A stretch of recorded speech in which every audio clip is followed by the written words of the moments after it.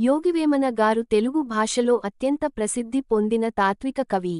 ఆయన పద్యాలు చాలా సులభమైన మాటల్లో లోతైన జీవిత సత్యాలను చెబుతాయి.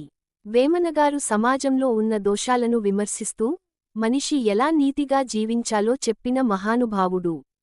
ఆయన ప్రతి పద్యమూ చివరలో, విశ్వదాభిరామ వినురవేమ అని ముగుస్తుంది. వేమన గారి పద్యం, వేరు పురుగు చేరి వృక్షము చెడునట్లు, చెడు సఖులు చేరి మనుష్యుడు చెడును, సత్సంగతి చేయుము సజ్జనులతో నిత్యం, విశ్వదాభిరామ వినురవేమ.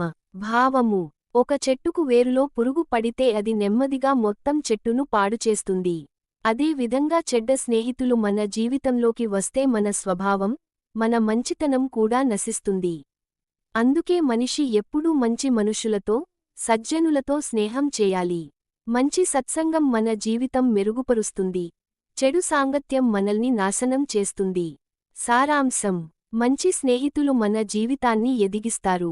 చెడు స్నేహితులు మన పతనానికి కారణమవుతారు. ఈ వీడియో మీకు నచ్చినట్లయితే లైక్ చేసి షేర్ చేసి సబ్స్క్రైబ్ చేసుకోగలరు. జై శ్రీరామ్.